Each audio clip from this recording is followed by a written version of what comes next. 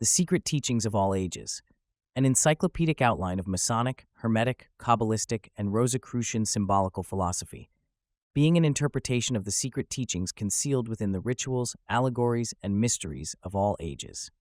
By Manley P. Hall. Preface. Numerous volumes have been written as commentaries upon the secret systems of philosophy existing in the ancient world, but the ageless truths of life, like many of the earth's greatest thinkers, have usually been clothed in shabby garments. The present work is an attempt to supply a tome worthy of those seers and sages whose thoughts are the substance of its pages. To bring about this coalescence of beauty and truth has proved most costly, but I believe that the result will produce an effect upon the mind of the reader which will more than justify the expenditure. Work upon the text of this volume was begun the first day of January 1926 and has continued almost uninterruptedly for over 2 years. The greater part of the research work, however, was carried on prior to the writing of the manuscript. The collection of reference material was begun in 1921, and 3 years later, the plans for the book took definite form. For the sake of clarity, all footnotes were eliminated, the various quotations and references to other authors being embodied in the text in their logical order. The bibliography is appended primarily to assist those interested in selecting for future study the most authoritative and important items dealing with philosophy and symbolism. To make readily accessible the abstruse information contained in the book, an elaborate topical cross-index is included. I make no claim for either the infallibility or the originality of any statement herein contained. I have studied the fragmentary writings of the ancients sufficiently to realize that dogmatic utterances concerning their tenets are worse than foolhardy. Traditionalism is the curse of modern philosophy, particularly that of the European schools. While many of the statements contained in this treatise may appear at first wildly fantastic, I have sincerely endeavored to refrain from haphazard metaphysical speculation, presenting the material as far as possible in the spirit rather than the letter of the original authors. By assuming responsibility only for the mistakes which may appear herein, I hope to escape the accusation of plagiarism which has been directed against nearly every writer on the subject of mystical philosophy. Having no particular ism of my own to promulgate, I have not attempted to twist the original writings to substantiate preconceived notions, nor have I distorted doctrines in any effort to reconcile the irreconcilable differences present in the various systems of religio-philosophic thought. The entire theory of the book is diametrically opposed to the modern method of thinking, for it is concerned with subjects openly ridiculed by the sophists of the 20th century. Its true purpose is to introduce the mind of the reader to a hypothesis of living wholly beyond the pale of materialistic theology, philosophy, or science. The mass of abstruse material between its covers is not susceptible to perfect organization, but so far as possible related topics have been grouped together. Rich as the English language is in media of expression, it is curiously lacking in terms suitable to the conveyance of abstract philosophical premises. A certain intuitive grasp of the subtler meanings concealed within groups of inadequate words is necessary, therefore, to an understanding of the ancient mystery teachings. Although the majority of the items in the bibliography are in my own library, I wish to acknowledge gratefully the assistance rendered by the public libraries of San Francisco and Los Angeles, the libraries of the Scottish Rite in San Francisco and Los Angeles, the libraries of the University of California in Berkeley and Los Angeles, the Mechanics Library in San Francisco, and the Crotona Theosophical Library at Ojai, California. Special recognition for their help is also due to the following persons: Mrs. Max Heindel, Mrs. Alice Palmer Henderson, Mr. Ernest Dawson and staff, Mr. John Howell, Mr. Paul Elder, Mr. Philip Watson Hackett, and Mr. John R. Ruxtell. Single books were lent by other persons and organizations to whom thanks are also given. The matter of translation was the greatest single task in the research work incident to the preparation of this volume. The necessary German translations, which required nearly 3 years, were generously undertaken by Mr. Alfred Berry, who declined all remuneration for his labor. The Latin, Italian, French, and Spanish translations were made by Prof. Homer P. Earl. The Hebrew text was edited by Rabbi Jacob M. Alkow. Miscellaneous short translations and checking also were done by various individuals. The editorial work was under the supervision of Dr. C.B. Rowlingson, through whose able efforts literary order was often brought out of literary chaos. Special recognition is also due the services rendered by Mr. Robert B. Tummins of the staff of H.S. Crocker Company, Inc., to whom were assigned the technical difficulties of fitting the text matter into its allotted space. For much of the literary charm of the work, I am also indebted to Mr. M. Saxton, to whom the entire manuscript was first dictated and to whom was also entrusted the preparation of the index. The splendid efforts of Mr. J. Augustus Knapp, the illustrator, have resulted in a series of color plates which add materially to the beauty and completeness of the work. The printing of the book was in the hands of Mr. Frederick E. Keast of H.S. Crocker Company, Inc., whose great personal interest in the volume has been manifested by an untiring effort to improve the quality thereof. Through the gracious cooperation of Dr. John Henry Nash, the foremost designer of printing on the American continent, the book appears in a unique and appropriate form, embodying the finest elements of the printer's craft. An increase in the number of plates, and also a finer quality of workmanship than was first contemplated, have been made possible by Mr. Rowe C. Benson of the Los Angeles Engraving Company, who entered heart and soul into the production of this volume.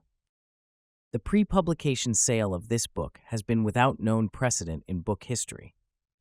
The subscription list for the first edition of 550 copies was entirely closed a year before the manuscript was placed in the printer's hands. The second, or King Solomon edition, consisting of 550 copies, and the third, or Theosophical edition, consisting of 200 copies, were sold before the finished volume was received from the printer. For so ambitious a production, this constitutes a unique achievement. The credit for this extraordinary sales program belongs to Mrs. Maud F. Gallagher, who had as her ideal not to sell the book in the commercial sense of the word, but to place it in the hands of those particularly interested in the subject matter it contains. Valuable assistance in this respect was also rendered by numerous friends who had attended my lectures and who, without compensation, undertook and successfully accomplished the distribution of the book. In conclusion, the author wishes to acknowledge gratefully his indebtedness to each one of the hundreds of subscribers through whose advance payments the publication of this folio was made possible. To undertake the enormous expense involved was entirely beyond his individual means, and those who invested in the volume had no assurance of its production and no security other than their faith in the integrity of the writer. I sincerely hope that each reader will profit from the perusal of this book, even as I have profited from the writing of it. The years of labor and thought expended upon it have meant much to me. The research work discovered to me many great truths. The writing of it discovered to me the laws of order and patience. The printing of it discovered to me new wonders of the arts and crafts. And the whole enterprise has discovered to me a multitude of friends whom otherwise I might never have known. And so, in the words of John Bunyan, I penned it down until at last it came to be, for length and breadth, the bigness which you see. Manley P. Hall, Los Angeles, California, May 28, 1928. The Introduction. Philosophy is the science of estimating values. The superiority of any state or substance over another is determined by philosophy. By assigning a position of primary importance to what remains when all that is secondary has been removed, philosophy thus becomes the true index of priority or emphasis in the realm of speculative thought. The mission of philosophy a priori is to establish the relation of manifested things to their invisible ultimate cause or nature. Philosophy, writes Sir William Hamilton, has been defined as the science of things divine and human and of the causes in which they are contained, Cicero; the science of effects by their causes, Hobbes; the science of sufficient reasons, Leibniz; the science of things possible, inasmuch as they are possible, Wolff; the science of things evidently deduced from first principles, Descartes; the science of truths, sensible and abstract, de Condillac; the application of reason to its legitimate objects, Tennemann; the science of the relations of all knowledge to the necessary ends of human reason, Kant, the science of the original form of the ego or mental self, Krug, the science of sciences, Fichte, the science of the absolute, von Schelling, the science of the absolute indifference of the ideal and real, von Schelling, or the identity of identity and non-identity, Hegel. See lectures on metaphysics and logic. The 6 headings under which the disciplines of philosophy are commonly classified are metaphysics, which deals with such abstract subjects as cosmology, theology, and the nature of being; logic, which deals with the laws governing rational thinking, or as it has been called, the doctrine of fallacies; ethics, which is the science of morality, individual responsibility, and character, concerned chiefly with an effort to determine the nature of good; psychology, which is devoted to investigation and classification of those forms of phenomena referable to a mental origin; epistemology, which is the science concerned primarily with the nature of knowledge itself and the question of whether it may exist in an absolute form; and aesthetics, which is the science of the nature of and the reactions awakened by the beautiful, the harmonious, the elegant, and the noble. Plato regarded philosophy as the greatest good ever imparted by divinity to man. In the 20th century, however, it has become a ponderous and complicated structure of arbitrary and irreconcilable notions, yet each substantiated by almost incontestable logic. The lofty theorems of the old academy, which Iamblichus likened to the nectar and ambrosia of the gods, have been so adulterated by opinion, which Heraclitus declared to be a falling sickness of the mind, that the heavenly mead would now be quite unrecognizable to this great Neoplatonist. Convincing evidence of the increasing superficiality of modern scientific and philosophic thought is its persistent drift towards materialism. When the great astronomer Laplace was asked by Napoleon why he had not mentioned God in his Traité de la Mécanique Céleste, the mathematician naively replied, "Sire, I had no need for that hypothesis." In his treatise on atheism, Sir Francis Bacon tersely summarizes the situation thus: "A little philosophy inclineth man's mind to atheism, but depth in philosophy bringeth men's minds about to religion." The Metaphysics of Aristotle opens with these words: "All men naturally desire to know."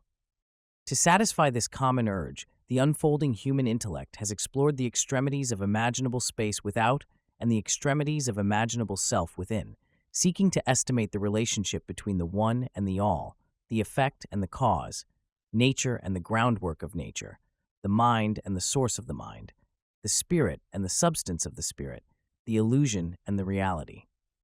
An ancient philosopher once said, "He who has not even a knowledge of common things is a brute among men. He who has an accurate knowledge of human concerns alone is a man among brutes. But he who knows all that can be known by intellectual energy is a god among men." Man's status in the natural world is determined, therefore, by the quality of his thinking.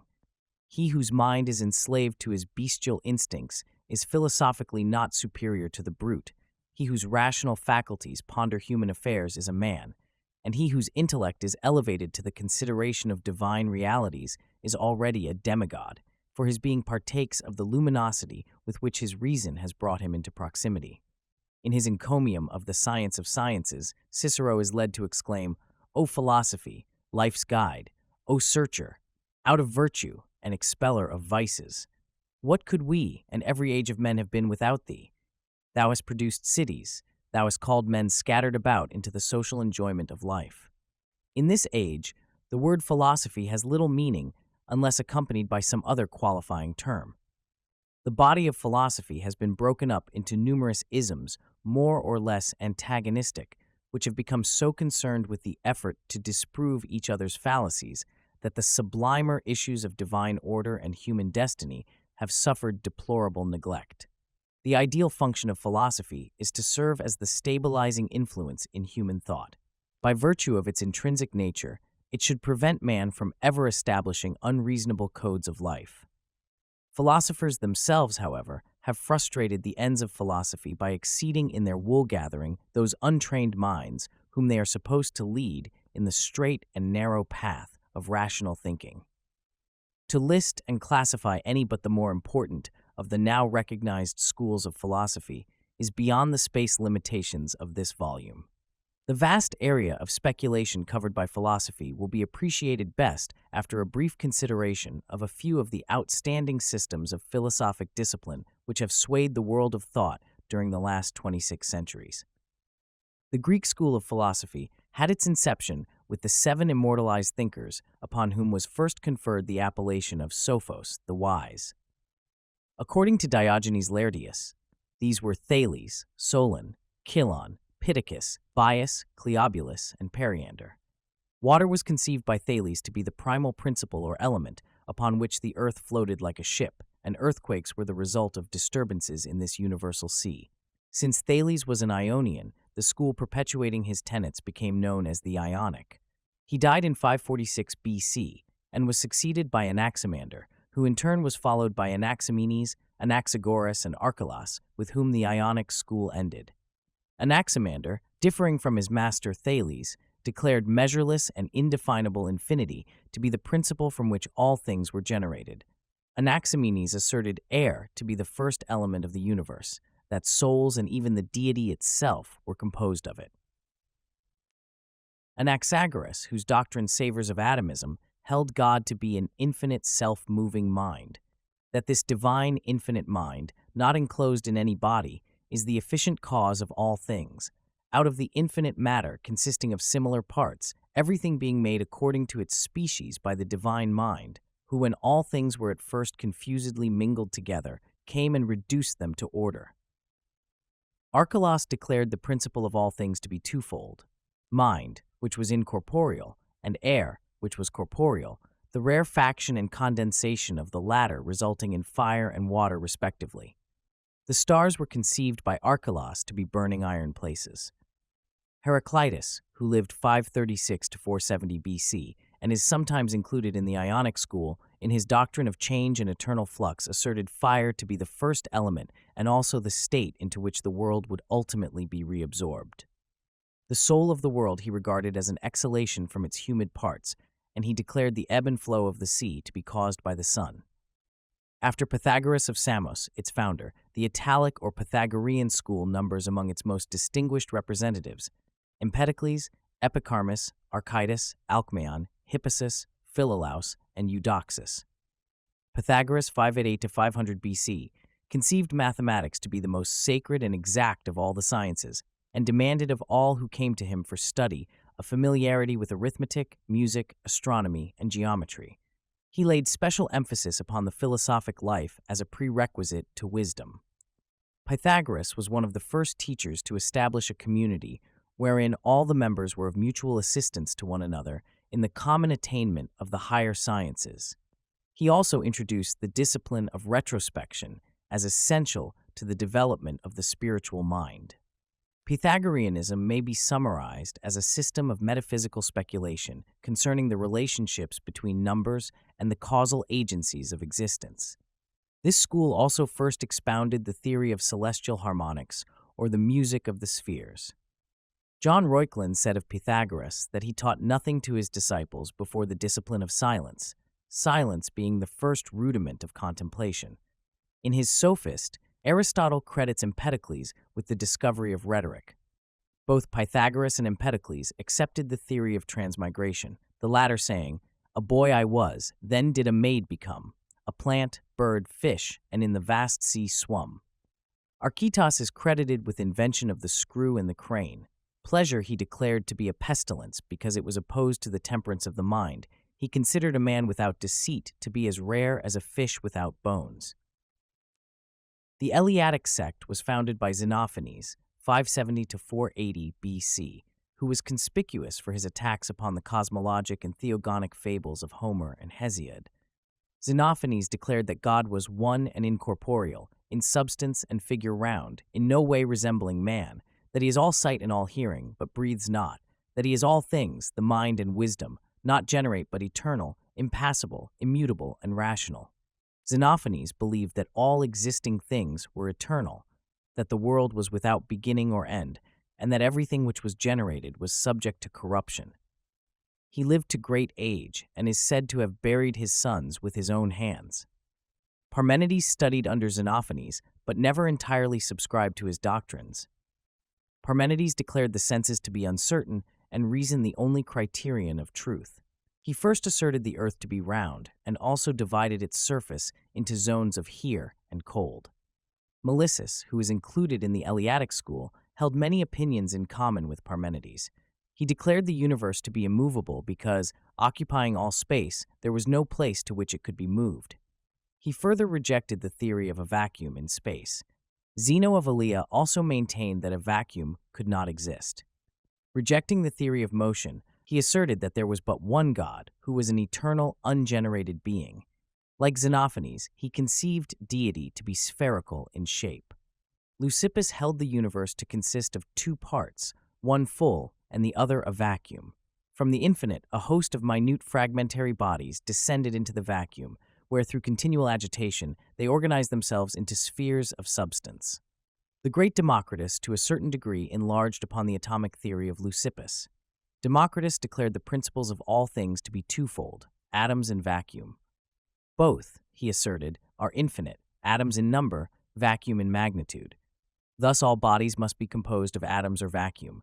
Atoms possess two properties, form and size, both characterized by infinite variety. The soul Democritus also conceived to be atomic in structure and subject to dissolution with the body. The mind he believed to be composed of spiritual atoms. Aristotle intimates that Democritus obtained his atomic theory from the Pythagorean doctrine of the monad. Among the Eleatics are also included Protagoras and Anaxarchus. Socrates, 469 to 399 BC, the founder of the Socratic sect, being fundamentally a skeptic, did not force his opinions upon others, but through the medium of questionings caused each man to give expression to his own philosophy. According to Plutarch, Socrates conceived every place as appropriate for reaching in that the whole world was a school of virtue. He held that the soul existed before the body, and prior to immersion therein, was endowed with all knowledge, that when the soul entered into the material form, it became stupefied, but that by discourses upon sensible objects it was caused to reawaken and to recover its original knowledge. On these premises was based his attempt to stimulate the soul power through irony and inductive reasoning. It has been said of Socrates that the sole subject of his philosophy was man. He himself declared philosophy to be the way of true happiness and its purpose twofold: one, to contemplate God, and two, to abstract the soul from corporeal sense. The principles of all things he conceived to be three in number: God, matter, and ideas. Of God he said, "What he is I know not, what he is not I know." Matter he defined as the subject of generation and corruption, idea as an incorruptible substance, the intellect of God. Wisdom he considered the sum of the virtues. Among the prominent members of the Socratic sect were Xenophon, Aeschines, Crito, Simon, Glauco, Simmias, and Cebes. Professor Zeller, the great authority on ancient philosophies, has recently declared the writings of Xenophon relating to Socrates to be forgeries. When The Clouds of Aristophanes, a comedy written to ridicule the theories of Socrates, was first presented, the great skeptic himself attended the play. During the performance, which caricatured him seated in a basket high in the air studying the sun, Socrates rose calmly in his seat, the better to enable the Athenian spectators to compare his own unprepossessing features with the grotesque mask worn by the actor impersonating him. The Elean sect was founded by Phaedo of Elis, a youth of noble family who was bought from slavery at the instigation of Socrates and who became his devoted disciple. Plato so highly admired Phaedo's mentality that he named one of the most famous of his discourses the Phaedo. Phaedo was succeeded in his school by Plisthenes, who in turn was followed by Menedemus. Of the doctrines of the Elean sect, little is known. Menedemus is presumed to have been inclined toward the teachings of Stilpo and the Megarian sect. When Menedemus's opinions were demanded, he answered that he was free, thus intimating that most men were enslaved to their opinions. Menedemus was apparently of a somewhat belligerent temperament and often returned from his lectures in a badly bruised condition. The most famous of his propositions is stated thus: "That which is not the same is different from that with which it is not the same." This point being admitted, Menedemus continued, "To benefit is not the same as good, therefore good does not benefit." After the time of Menedemus, the Elean sect became known as the Eretrian. Its exponents denounced all negative propositions and all complex and abstruse theories, declaring that only affirmative and simple doctrines could be true. The Megarian sect was founded by Euclid of Megara, not the celebrated mathematician, a great admirer of Socrates. The Athenians passed a law decreeing death to any citizen of Megara found in the city of Athens. Nothing daunted, Euclid donned woman's clothing and went at night to study with Socrates. After the cruel death of their teacher, the disciples of Socrates, fearing a similar fate, fled to Megara, where they were entertained with great honor by Euclid. The Megarian school accepted the Socratic doctrine that virtue is wisdom, adding to it the Eleatic concept that goodness is absolute unity and all change an illusion of the senses. Euclid maintained that good has no opposite, and therefore evil does not exist. Being asked about the nature of the gods, he declared himself ignorant of their disposition, save that they hated curious persons. The Megarians are occasionally included among the dialectic philosophers. Euclid, who died 374 BC, was succeeded in his school by Eubulides, among whose disciples were Alexinus and Apollonius Cronus. Euphantus, who lived to great age and wrote many tragedies, was among the foremost followers of Eubulides. Diodorus is usually included in the Megarian school, having heard Eubulides' lecture. According to legend, Diodorus died of grief because he could not answer instantly certain questions asked him by Stilpo, at one time master of the Megarian school. Diodorus held that nothing can be moved, since to be moved it must be taken out of the place in which it is and put into the place where it is not, which is impossible because all things must always be in the places where they are. The Cynics were a sect founded by Antisthenes of Athens, 444–365 BC, a disciple of Socrates. Their doctrine may be described as an extreme individualism which considers man as existing for himself alone and advocates surrounding him by inharmony, suffering, and direst need that may thereby be driven to retire more completely into his own nature. The Cynics renounced all worldly possessions, living in the rudest shelters and subsisting upon the coarsest and simplest food. On the assumption that the gods wanted nothing, the Cynics affirmed that those whose needs were fewest consequently approached closest to the divinities. Being asked what he gained by a life of philosophy, Antisthenes replied that he had learned how to converse with himself. Diogenes of Sinopus is remembered chiefly for the tub in the Metrum, which for many years served him as a home. The people of Athens loved the beggar philosopher, and when a youth in jest bored holes in the tub, the city presented Diogenes with a new one and punished the youth. Diogenes believed that nothing in life can be rightly accomplished without exercitation. He maintained that everything in the world belongs to the wise, a declaration which he proved by the following logic. All things belong to the gods. The gods are friends to wise persons. All things are common amongst friends. Therefore, all things belong to the wise. Among the Cynics are Monomus, Onesicritus, Crates, Metrocles, Hipparchia, who married Crates, Menippus, and Menedemus.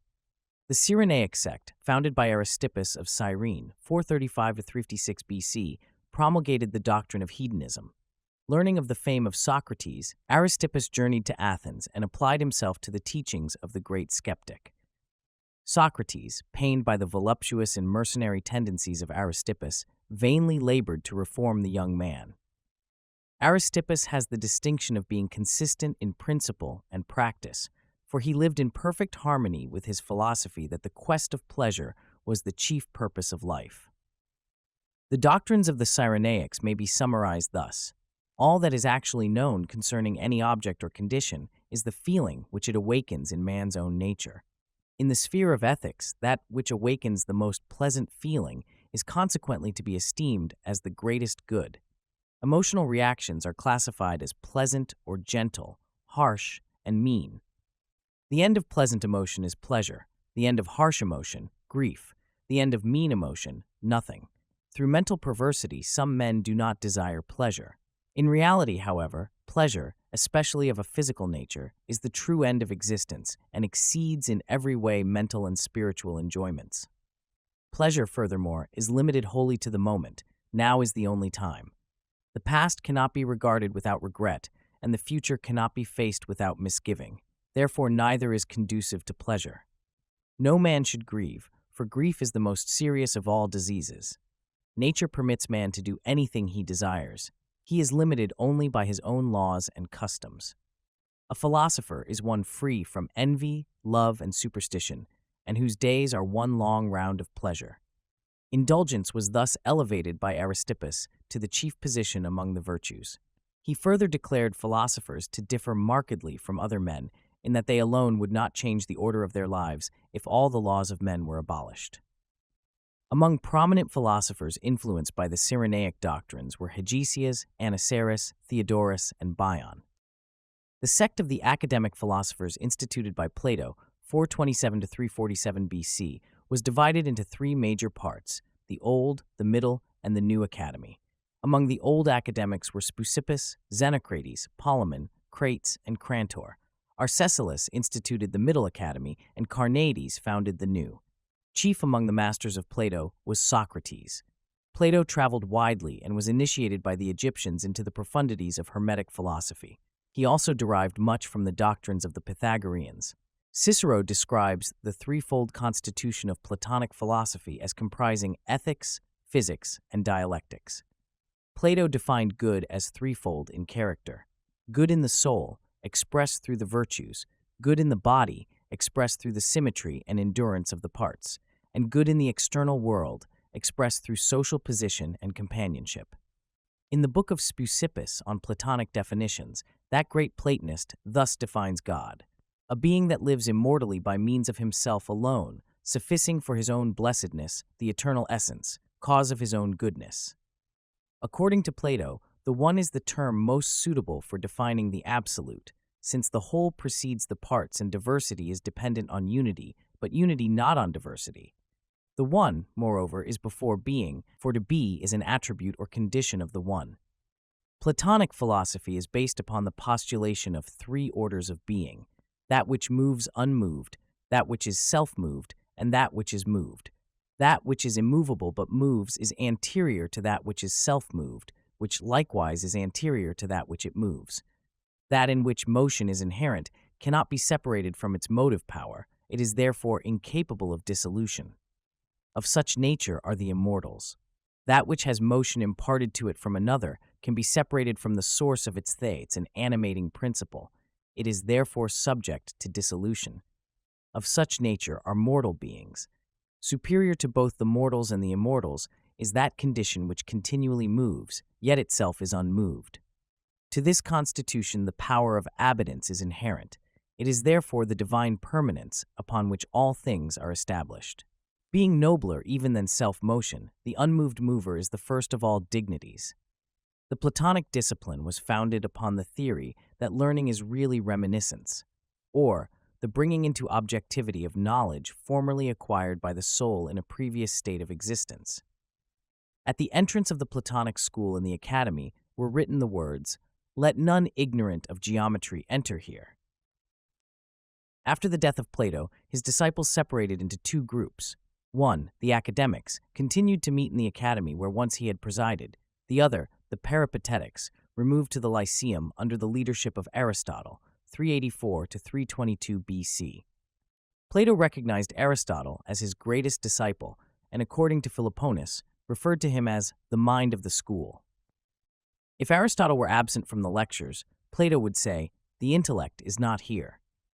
Of the prodigious genius of Aristotle, Thomas Taylor writes in his introduction to the Metaphysics, "When we consider that he was not only well acquainted with every science, as his works abundantly evince, but that he wrote on almost every subject which is comprehended in the circle of human knowledge, and this with matchless accuracy and skill, we know not which to admire most, the penetration or extent of his mind." Of the philosophy of Aristotle, the same author says, "The end of Aristotle's moral philosophy is perfection through the virtues, and the end of his contemplative philosophy and union with the one principle of all things." Aristotle conceived philosophy to be twofold: practical and theoretical. Practical philosophy embraced ethics and politics, theoretical philosophy, physics and logic. Metaphysics he considered to be the science concerning that substance which has the principle of motion and rest inherent to itself. To Aristotle, the soul is that by which man first lives, feels, and understands. Hence to the soul he assigned three faculties: nutritive, sensitive, and intellective. He further considered the soul to be twofold, rational and irrational, and in some particulars elevated the sense perceptions above the mind. Aristotle defined wisdom as the science of first causes. The four major divisions of his philosophy are dialectics, physics, ethics, and metaphysics. God is defined as the first mover, the best of beings, an immovable substance, separate from sensible things, void of corporeal quantity, without parts, and indivisible. Platonism is based upon a priori reasoning, Aristotelianism upon a posteriori reasoning. Aristotle taught his pupil, Alexander the Great, to feel that if he had not done a good deed, he had not reigned that day. Among his followers were Theophrastus, Strato, Lyco, Aristo, Critias, and Diodorus. Of skepticism, as propounded by Pyrrho of Elis, 365 to 275 BC, and by Timon, Sextus Empiricus, said that those who seek must find or deny they have found or can find, or persevere in the inquiry. Those who suppose they have found truth are called dogmatists. Those who think it incomprehensible are the academics. Those who still seek are the skeptics. The attitude of skepticism towards the knowable is summed up by Sextus Empiricus in the following words: "But the chief ground of skepticism is that to every reason there is an opposite reason equivalent, which makes us forbear to dogmatize." The skeptics were strongly opposed to the dogmatists and were agnostic in that they held the accepted theories regarding deity to be self-contradictory and undemonstrable.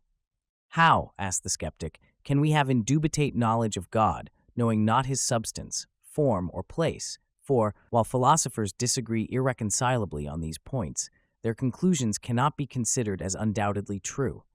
Since absolute knowledge was considered unattainable, the skeptics declared the end of their discipline to be, in opinionatives, in disturbance, in impulsives, moderation, and in disquietives, suspension. The sect of the Stoics was founded by Zeno, 340 to 265 BC, the Citian, who studied under Crates the Cynic, from which sect the Stoics had their origin.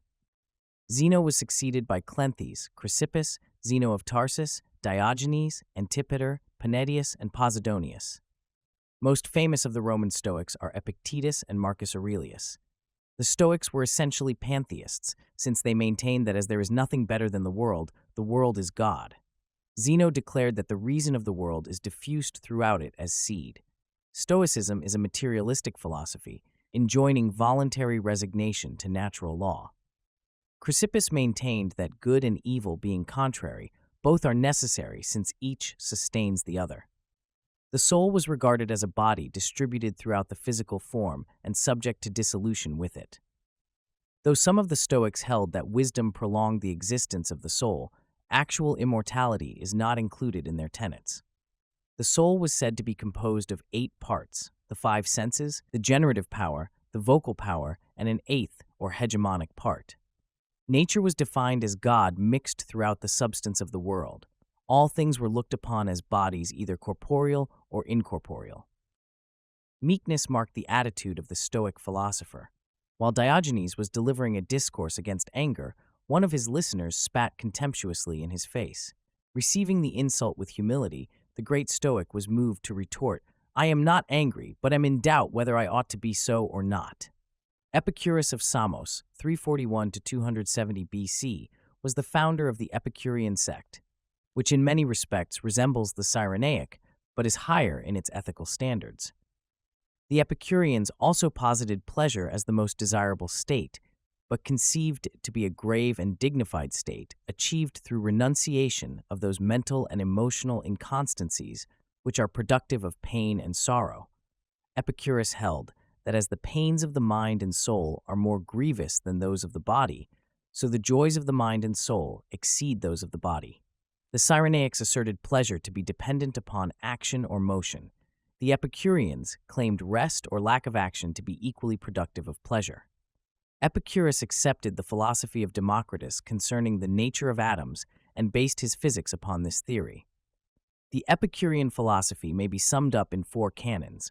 1. Sense is never deceived, and therefore every sensation and every perception of an appearance is true. 2. Opinion follows upon sense and is superadded to sensation and capable of truth or falsehood. 3. All opinion attested or not contradicted by the evidence of sense is true. 4. An opinion contradicted or not attested by the evidence of sense is false. Among the Epicureans of note were Metrodorus of Lampsacus, Zeno of Sidon, and Phaedrus.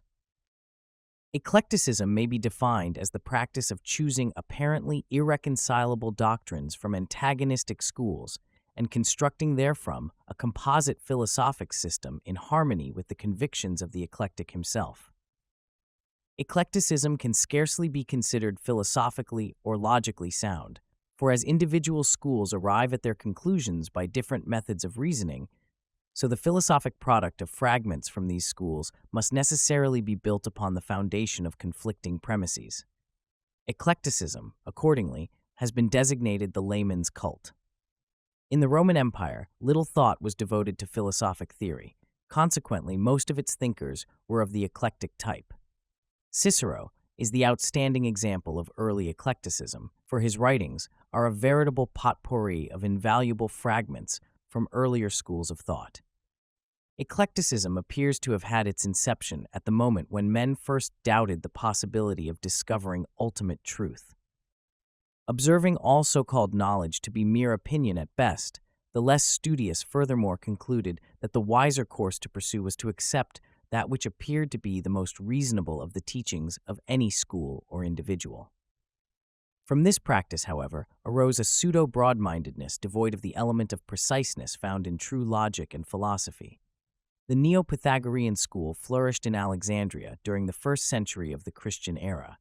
Only 2 names stand out in connection with it: Apollonius of Tyana and Moderatus of Gades. Neo-Pythagoreanism is a link between the older pagan philosophies and Neoplatonism. Like the former, it contained many exact elements of thought derived from Pythagoras and Plato. Like the latter, it emphasized metaphysical speculation and ascetic habits.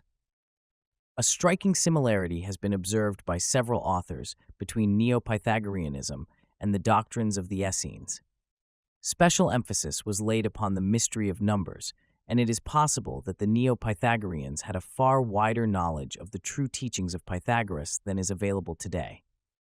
Even in the 1st century, Pythagoras was regarded more as a god than a man, and the revival of his philosophy was resorted to apparently in the hope that his name would stimulate interest in the deeper systems of learning. But Greek philosophy had passed the zenith of its splendor. The mass of humanity was awakening to the importance of physical life and physical phenomena. The emphasis upon earthly affairs, which began to assert itself later, reached maturity of expression in 20th century materialism and commercialism, even though Neoplatonism was to intervene, and many centuries pass before this emphasis took definite form. Although Ammonius Saccas was long believed to be the founder of Neoplatonism, the school had its true beginning in Plotinus, AD 24 to 269. Prominent among the Neoplatonists of Alexandria, Syria, Rome, and Athens were Porphyry, Iamblichus, Sallustius, the Emperor Julian, Plutarch, and Proclus. Neoplatonism was the supreme effort of decadent pagandom to publish and thus preserve for posterity its secret or unwritten doctrine. In its teachings, ancient idealism found its most perfect expression. Neoplatonism was concerned almost exclusively with the problems of higher metaphysics. It recognized the existence of a secret and all-important doctrine which from the time of the earliest civilizations had been concealed within the rituals, symbols, and allegories of religions and philosophies. To the mind unacquainted with its fundamental tenets, Neoplatonism may appear to be a mass of speculations interspersed with extravagant flights of fancy. Such a viewpoint, however, ignores the institutions of the mysteries, those secret schools into whose profundities of idealism nearly all of the first philosophers of antiquity were initiated. When the physical body of pagan thought collapsed, an attempt was made to resurrect the form by instilling new life into it, by the unveiling of its mystical truths. This effort apparently was barren of results.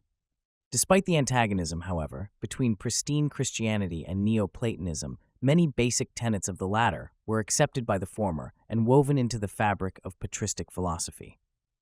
Briefly described, Neoplatonism is a philosophic code which conceives every physical or concrete body of doctrine to be merely the shell of a spiritual verity which may be discovered through meditation and certain exercises of a mystic nature. In comparison to the esoteric spiritual truths which they contain, the corporeal bodies of religion and philosophy were considered relatively of little value. Likewise, no emphasis was placed upon the material sciences. The term patristic is employed to designate the philosophy of the fathers of the early Christian Church. Patristic philosophy is divided into two general epochs, ante-Nicene and post-Nicene. The ante-Nicene period, in the main, was devoted to attacks upon paganism and to apologies and defenses of Christianity. The entire structure of pagan philosophy was assailed, and the dictates of faith elevated above those of reason. In some instances, efforts were made to reconcile the evident truths of paganism with Christian revelation. Eminent among the ante-Nicene fathers were Saint Irenaeus, Clement of Alexandria, and Justin Martyr. In the post-Nicene period, more emphasis was placed upon the unfoldment of Christian philosophy along Platonic and Neo-Platonic lines, resulting in the appearance of many strange documents of a lengthy, rambling, and ambiguous nature, nearly all of which were philosophically unsound. The post-Nicene philosophers included Athanasius, Gregory of Nyssa, and Cyril of Alexandria. The patristic school is notable for its emphasis upon the supremacy of man throughout the universe. Man was conceived to be a separate and divine creation, the crowning achievement of deity, and an exception to the suzerainty of natural law. To the patristics, it was inconceivable that there should ever exist another creature so noble, so fortunate, or so able as man, for whose sole benefit and edification all the kingdoms of nature were primarily created. Patristic philosophy culminated in Augustinianism, which may best be defined as Christian Platonism. Opposing the Pelasgian doctrine that man is the author of his own salvation, Augustinianism elevated the Church and its dogmas to a position of absolute infallibility, a position which it successfully maintained until the Reformation. Gnosticism, a system of emanationism, interpreting Christianity in terms of Greek, Egyptian, and Persian metaphysics, appeared in the latter part of the 1st century of the Christian era. Practically all the information extant regarding the Gnostics and their doctrines, stigmatized as heresy by the ante-Nicene Church Fathers, is derived from the accusations made against them, particularly from the writings of Saint Irenaeus. In the 3rd century appeared Manichaeism, a dualistic system of Persian origin, which taught that good and evil were forever contending for universal supremacy. In Manichaeism, Christ is conceived to be the principle of redeeming good in contradistinction to the man Jesus, who was viewed as an evil personality. The death of Bathius in the 6th century marked the close of the ancient Greek school of philosophy. The 9th century saw the rise of the new school of scholasticism, which sought to reconcile philosophy with theology. Representative of the main divisions of the scholastic school were the eclecticism of John of Salisbury, the mysticism of Bernard of Clairvaux and Saint Bonaventura, the rationalism of Peter Abelard, and the pantheistic mysticism of Meister Eckhart. Among the Arabian Aristotelians were Avicenna and Averroes. The zenith of scholasticism was reached with the advent of Albertus Magnus and his illustrious disciple, Saint Thomas Aquinas.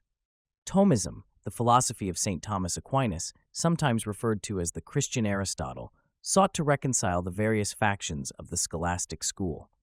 Thomism was basically Aristotelian, with the added concept that faith is a projection of reason. Scotism, or the doctrine of voluntarism promulgated by Joannes Duns Scotus, a Franciscan scholastic, emphasized the power and efficacy of the individual will, as opposed to Thomism. The outstanding characteristic of scholasticism was its frantic effort to cast all European thought in an Aristotelian mold.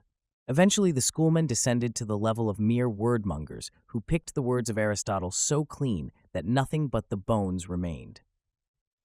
It was this decadent school of meaningless verbiage against which Sir Francis Bacon directed his bitter shafts of irony and which he relegated to the potter's field of discarded notions. The Baconian, or inductive, system of reasoning, whereby facts are arrived at by a process of observation and verified by experimentation, cleared the way for the schools of modern science. Bacon was followed by Thomas Hobbes, for some time his secretary, who held mathematics to be the only exact science and thought to be essentially a mathematical process. Hobbes declared matter to be the only reality, and scientific investigation to be limited to the study of bodies, the phenomena relative to their probable causes, and the consequences which flow from them under every variety of circumstance. Hobbes laid special stress upon the significance of words, declaring understanding to be the faculty of perceiving the relationship between words and the objects for which they stand. Having broken away from the scholastic and theological schools, post-Reformation, or modern, philosophy experienced a most prolific growth along many diverse lines. According to humanism, man is the measure of all things. Rationalism makes the reasoning faculties the basis of all knowledge. Political philosophy holds that man must comprehend his natural, social, and national privileges. Empiricism declares that alone to be true, which is demonstrable by experiment or experience. Moralism emphasizes the necessity of right conduct as a fundamental philosophic tenet. Idealism asserts the realities of the universe to be superphysical, either mental or psychical. Realism, the reverse, and phenomenalism restricts knowledge to facts or events which can be scientifically described or explained. The most recent developments in the field of philosophic thought are behaviorism and neo-realism. The former estimates the intrinsic characteristics through an analysis of behavior. The latter may be summed up as the total extinction of idealism. Baruch de Spinoza, the eminent Dutch philosopher, conceived God to be a substance absolutely self-existent and needing no other conception besides itself to render it complete and intelligible. The nature of this being was held by Spinoza to be comprehensible only through its attributes, which are extension and thought. These combine to form an endless variety of aspects or modes. The mind of man is one of the modes of infinite thought. The body of man, one of the modes of infinite extension. Through reason, man is enabled to elevate himself above the illusionary world of the senses and find eternal repose in perfect union with the divine essence. Spinoza, it has been said, deprived God of all personality, making deity synonymous with the universe. German philosophy had its inception with Gottfried Wilhelm von Leibniz, whose theories are permeated with the qualities of optimism and idealism. Leibniz's criteria of sufficient reason revealed to him the insufficiency of Descartes' theory of extension, and he therefore concluded that substance itself contained an inherent power in the form of an incalculable number of separate and all-sufficient units. Matter reduced to its ultimate particles ceases to exist as a substantial body, being resolved into a mass of immaterial ideas or metaphysical units of power, to which Leibniz applied the term monad. Thus, the universe is composed of an infinite number of separate monadic entities unfolding spontaneously through the objectification of innate active qualities. All things are conceived as consisting of single monads of varying magnitudes or of aggregations of these bodies, which may exist as physical, emotional, mental, or spiritual substances. God is the first and greatest monad. The spirit of man is an awakened monad, in contradistinction to the lower kingdoms whose governing monadic powers are in a semi-dormant state. Though a product of the Leibnizian Wolffian school, Immanuel Kant, like Locke, dedicated himself to investigation of the powers and limits of human understanding. The result was his critical philosophy, embracing the critique of pure reason, the critique of practical reason, and the critique of judgment. Dr. W.J. Durant sums up Kant's philosophy in the concise statement that he rescued mind from matter. The mind Kant conceived to be the selector and coordinator of all perceptions, which in turn are the result of sensations grouping themselves about some external object. In the classification of sensations and ideas, the mind employs certain categories of sense, time, and space, of understanding, quality, relation, modality, and causation, and the unity of apperception. Being subject to mathematical laws, time and space are considered absolute and sufficient bases for exact thinking.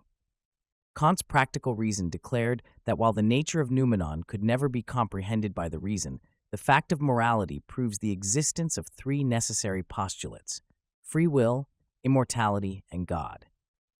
In the Critique of Judgment, Kant demonstrates the union of the noumenon and the phenomenon in art and biological evolution. German superintellectualism is the outgrowth of an overemphasis of Kant's theory of the autocratic supremacy of the mind over sensation and thought. The philosophy of Johann Gottlieb Fichte was a projection of Kant's philosophy, wherein he attempted to unite Kant's practical reason with his pure reason. Fichte held that the known is merely the contents of the consciousness of the knower, and that nothing can exist to the knower until it becomes part of those contents. Nothing is actually real, therefore, except the facts of one's own mental experience. Recognizing the necessity of certain objective realities, Friedrich Wilhelm Joseph von Schelling, who succeeded Fichte in the chair of philosophy at Jena, first employed the doctrine of identity as the groundwork for a complete system of philosophy. Whereas Fichte regarded self as the absolute, von Schelling conceived infinite and eternal mind to be the all-pervading cause. Realization of the absolute is made possible by intellectual intuition, which, being a superior or spiritual sense, is able to dissociate itself from both subject and object. Kant's categories of space and time, von Schelling conceived to be positive and negative respectively, and material existence the result of the reciprocal action of these two expressions. Von Schelling also held that the absolute in its process of self-development proceeds according to a law or rhythm consisting of three movements. The first, a reflective movement, is the attempt of the infinite to embody itself in the finite. The second, that of subsumption, is the attempt of the absolute to return to the infinite after involvement in the finite. The third, that of reason, is the neutral point wherein the two former movements are blended. Georg Wilhelm Friedrich Hegel considered the intellectual intuition of von Schelling to be philosophically unsound, and hence turned his attention to the establishment of a system of philosophy based upon pure logic. Of Hegel, it has been said that he began with nothing and showed with logical precision how everything had proceeded from it in logical order. Hegel elevated logic to a position of supreme importance, in fact as a quality of the absolute itself. God he conceived to be a process of unfolding which never attains to the condition of unfoldment. In like manner, thought is without either beginning or end. Hegel further believed that all things owe their existence to their opposites, and that all opposites are actually identical. Thus, the only existence is the relationship of opposites to each other, through whose combinations new elements are produced.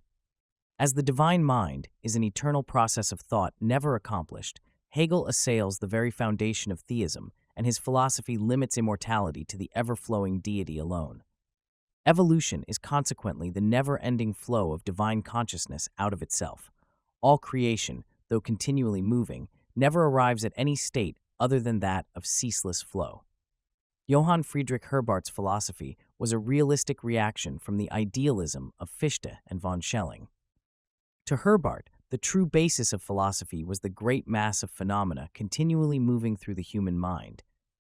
Examination of phenomena, however, demonstrates that a great part of it is unreal, at least incapable of supplying the mind with actual truth.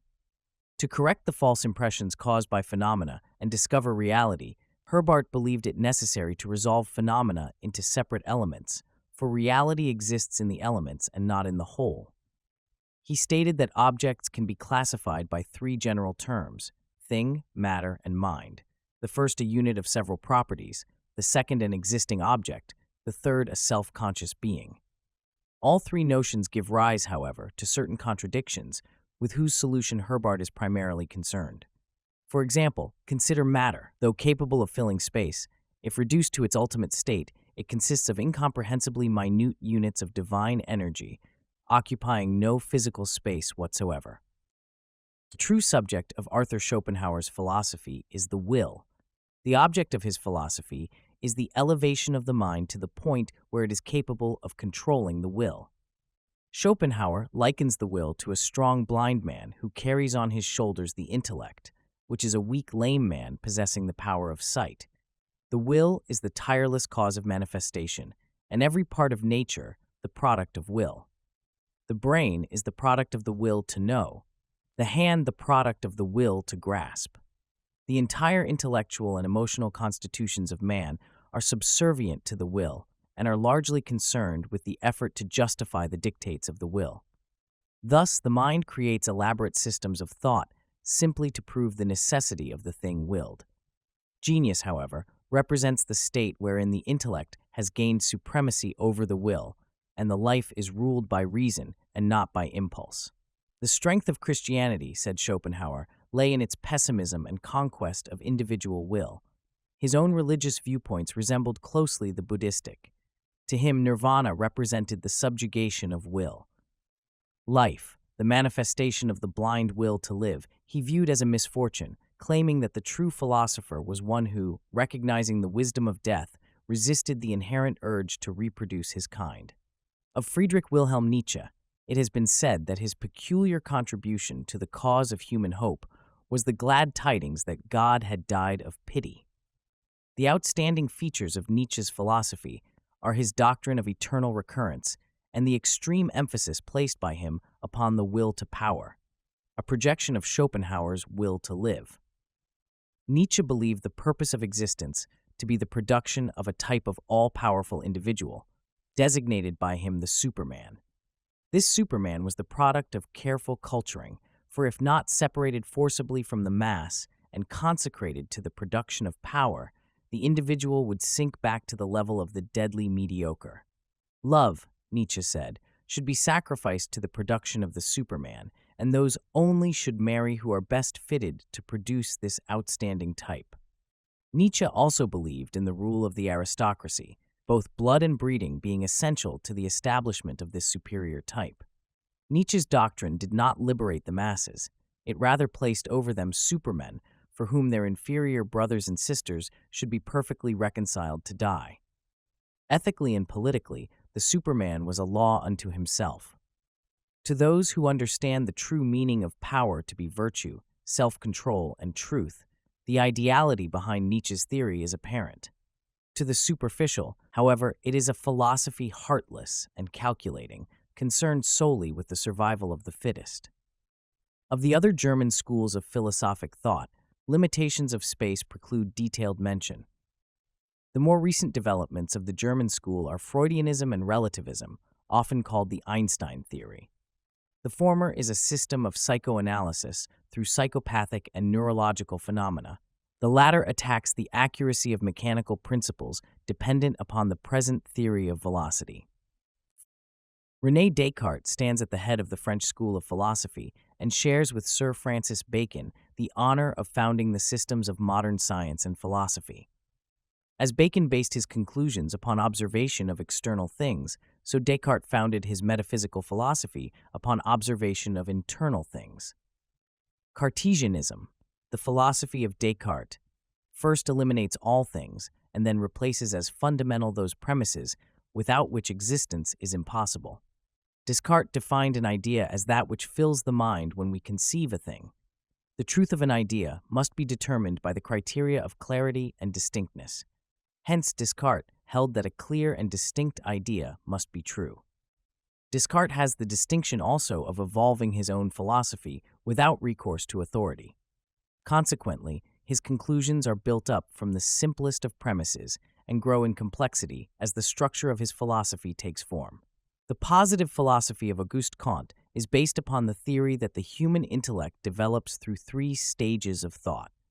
The first and lowest stage is theological, the second, metaphysical, and the third and highest, positive. Thus, theology and metaphysics are the feeble intellectual efforts of humanity's child mind, and positivism is the mental expression of the adult intellect. In his Course de Philosophie Positive, Comte writes, "In the final, the positive state, the mind has given over the vain search after absolute notions, the origin and destination of the universe, and the causes of phenomena, and applies itself to the study of their laws, that is, their invariable relations of succession and resemblance. Reasoning and observation, duly combined, are the means of this knowledge." Comte's theory is described as an enormous system of materialism. According to Comte, it was formerly said that the heavens declare the glory of God, but now they only recount the glory of Newton and Laplace. Among the French schools of philosophy are traditionalism, often applied to Christianity, which esteems tradition as the proper foundation for philosophy, the sociological school, which regards humanity as one vast social organism. The encyclopedists, whose efforts to classify knowledge according to the Baconian system revolutionized European thought. Voltairism, which assailed the divine origin of the Christian faith and adopted an attitude of extreme skepticism toward all matters pertaining to theology. And Neo-criticism, a French revision of the doctrines of Immanuel Kant. Henri Bergson, the intuitionalist, undoubtedly the greatest living French philosopher, presents a theory of mystic anti-intellectualism founded upon the premise of creative evolution. His rapid rise to popularity is due to his appeal to the finer sentiments in human nature, which rebel against the hopelessness and helplessness of materialistic science and realistic philosophy. Bergson sees God as life continually struggling against the limitations of matter. He even conceives the possible victory of life over matter, and in time, the annihilation of death. Applying the Baconian method to the mind, John Locke, the great English philosopher, declared that everything which passes through the mind is a legitimate object of mental philosophy, and that these mental phenomena are as real and valid as the objects of any other science. In his investigations of the origin of phenomena, Locke departed from the Baconian requirement that it was first necessary to make a natural history of facts. The mind was regarded by Locke to be blank until experience is inscribed upon it. Thus, the mind is built up of received impressions plus reflection. The soul Locke believed to be incapable of apprehension of deity, and man's realization or cognition of God to be merely an inference of the reasoning faculty. David Hume was the most enthusiastic and also the most powerful of the disciples of Locke. Attacking Locke's sensationalism, Bishop George Berkeley substituted for it a philosophy founded on Locke's fundamental premises, but which he developed as a system of idealism. Berkeley held that ideas are the real objects of knowledge. He declared it impossible to adduce proof that sensations are occasioned by material objects. He also attempted to prove that matter has no existence. Berkeleyanism holds that the universe is permeated and governed by mind. Thus, the belief in the existence of material objects is merely a mental condition, and the objects themselves may well be fabrications of the mind. At the same time, Berkeley considered it worse than insanity to question the accuracy of the perceptions. For if the power of the perceptive faculties be questioned, man is reduced to a creature incapable of knowing, estimating, or realizing anything whatsoever. In the associationalism of Hartley and Hume was advanced the theory that the association of ideas is the fundamental principle of psychology and the explanation for all mental phenomena.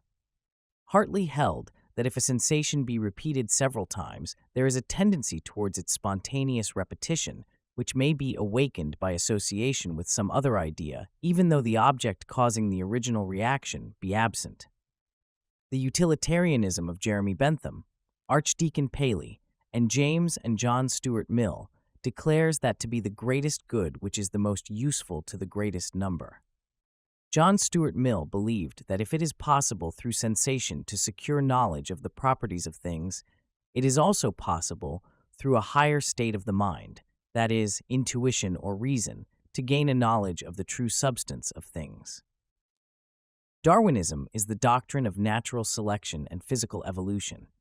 It has been said of Charles Robert Darwin that he determined to banish spirit altogether from the universe and make the infinite and omnipresent mind itself synonymous with the all-pervading powers of an impersonal nature. Agnosticism and Neo-Hegelianism are also noteworthy products of this period of philosophic thought. The former is the belief that the nature of ultimates is unknowable. The latter an English and American revival of Hegel's idealism. Dr. W.J. Durant declares that Herbert Spencer's great work, First Principles, made him almost at once the most famous philosopher of his time. Spencerianism is a philosophic positivism which describes evolution as an ever-increasing complexity with equilibrium as its highest possible state.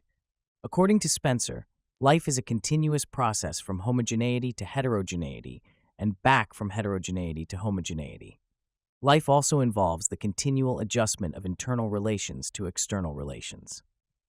Most famous of all Spencer's aphorisms is his definition of deity. God is infinite intelligence, infinitely diversified through infinite time and infinite space, manifesting through an infinitude of ever-evolving individualities. The universality of the law of evolution was emphasized by Spencer, who applied it not only to the form, but also to the intelligence behind the form.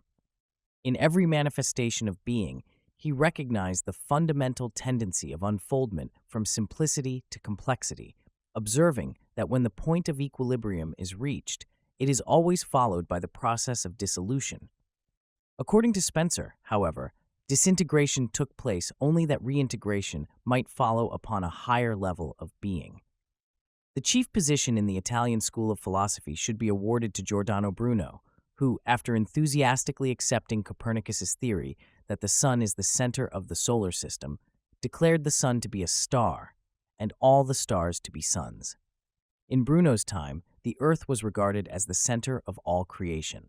Consequently, when he thus relegated the world and man to an obscure corner in space, the effect was cataclysmic. For the heresy of affirming a multiplicity of universes and conceiving cosmos to be so vast that no single creed could fill it, Bruno paid the forfeit of his life. Vicoism is a philosophy based upon the conclusions of Giovanni Battista Vico, who held that God controls his world not miraculously, but through natural law. The laws by which men rule themselves, Vico declared, issue from a spiritual source within mankind which is en rapport with the law of the deity. Hence, material law is of divine origin and reflects the dictates of the spiritual Father. The philosophy of ontologism, developed by Vincenzo Gioberti, generally considered more as a theologian than a philosopher, posits God as the only being and the origin of all knowledge, knowledge being identical with deity itself. God is consequently called being. All other manifestations are existences. Truth is to be discovered through reflection upon this mystery. The most important of modern Italian philosophers is Benedetto Croce, a Hegelian idealist.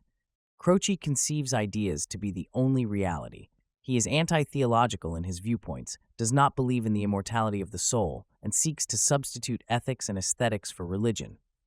Among other branches of Italian philosophy should be mentioned sensism, sensationalism, which posits the sense perceptions as the sole channels for the reception of knowledge, criticism, or the philosophy of accurate judgment, and neo-scholasticism, which is a revival of Thomism encouraged by the Roman Catholic Church. The two outstanding schools of American philosophy are transcendentalism and pragmatism.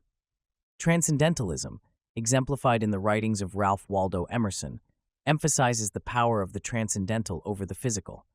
Many of Emerson's writings show pronounced Oriental influence, particularly his essays on the oversoul and the law of compensation. The theory of pragmatism, while not original with Professor William James, owes its widespread popularity as a philosophic tenet to his efforts. Pragmatism may be defined as the doctrine that the meaning and nature of things are to be discovered from consideration of their consequences. The true, according to James, is only an expedient in the way of our thinking, just as the right is only an expedient in the way of our behaving. See his pragmatism. John Dewey, the instrumentalist, who applies the experimental attitude to all the aims of life, should be considered a commentator of James.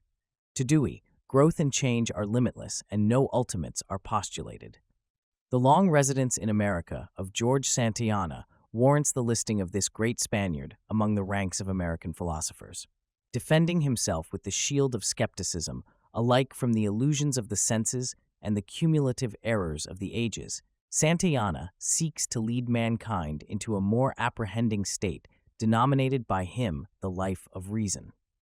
In addition to the authorities already quoted, in the preparation of the foregoing abstract of the main branches of philosophic thought, the present writer has had recourse to Stanley's History of Philosophy, Morel's An Historical and Critical View of the Speculative Philosophy of Europe in the 19th Century, Singer's Modern Thinkers and Present Problems, Rand's Modern Classical Philosophers, Windelband's History of Philosophy, Perry's Present Philosophical Tendencies, Hamilton's Lectures on Metaphysics and Logic, and Durant's The Story of Philosophy.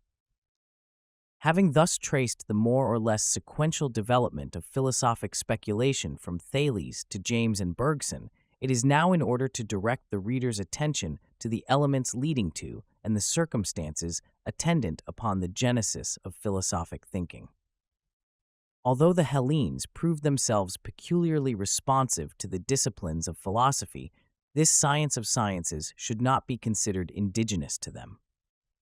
Although some of the Grecians, writes Thomas Stanley, have challenged to their nation the original of philosophy, yet the more learned of them have acknowledged it to be derived from the East. The magnificent institutions of Hindu, Chaldean, and Egyptian learning must be recognized as the actual source of Greek wisdom.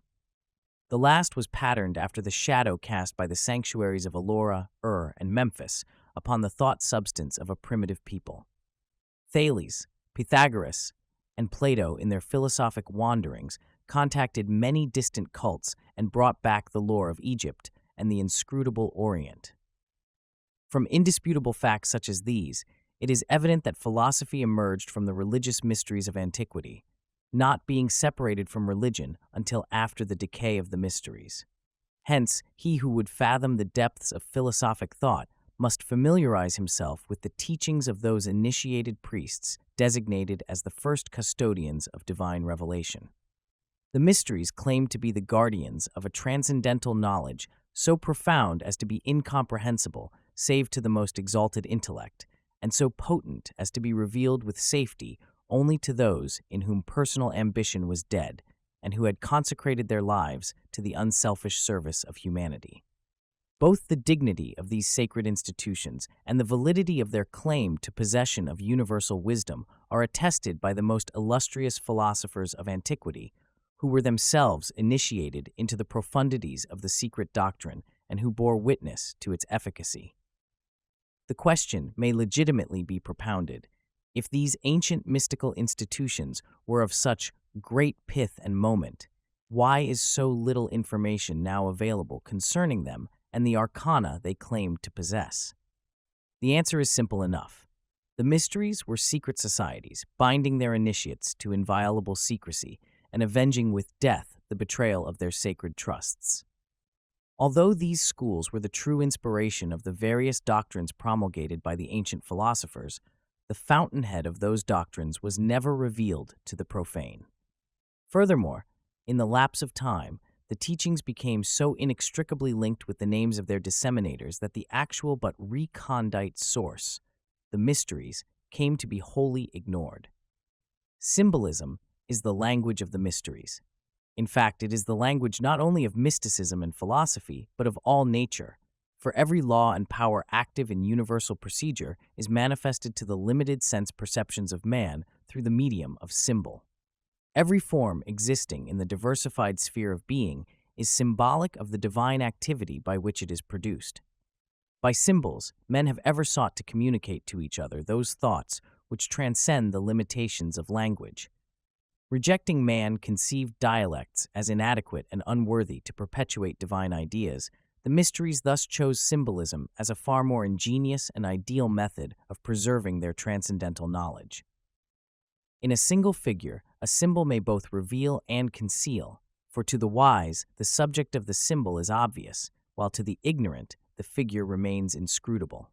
Hence, he who seeks to unveil the secret doctrine of antiquity must search for that doctrine not upon the open pages of books, which might fall into the hands of the unworthy, but in the place where it was originally concealed. Far-sighted were the initiates of antiquity. They realized that nations come and go, that empires rise and fall, and that the golden ages of art, science, and idealism are succeeded by the dark ages of superstition. With the needs of posterity foremost in mind, the sages of old went to inconceivable extremes to make certain that their knowledge should be preserved. They engraved it upon the face of mountains and concealed it within the measurements of colossal images, each of which was a geometric marvel. Their knowledge of chemistry and mathematics they hid within mythologies which the ignorant would perpetuate, or in the spans and arches of their temples, which time has not entirely obliterated. They wrote in characters that neither the vandalism of men nor the ruthlessness of the elements could completely efface. Today, men gaze with awe and reverence upon the mighty Memnons standing alone on the sands of Egypt, or upon the strange terraced pyramids of Palenque.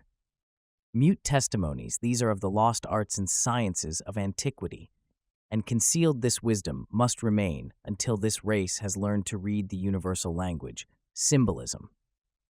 The book to which this is the introduction is dedicated to the proposition that concealed within the emblematic figures, allegories, and rituals of the ancients is a secret doctrine concerning the inner mysteries of life, which doctrine has been preserved in toto among a small band of initiated minds since the beginning of the world. Departing, these illumined philosophers left their formulae that others, too, might attain to understanding. But lest these secret processes fall into uncultured hands and be perverted, the great arcanum was always concealed in symbol or allegory, and those who can today discover its lost keys may open with them a treasure house of philosophic, scientific, and religious truths.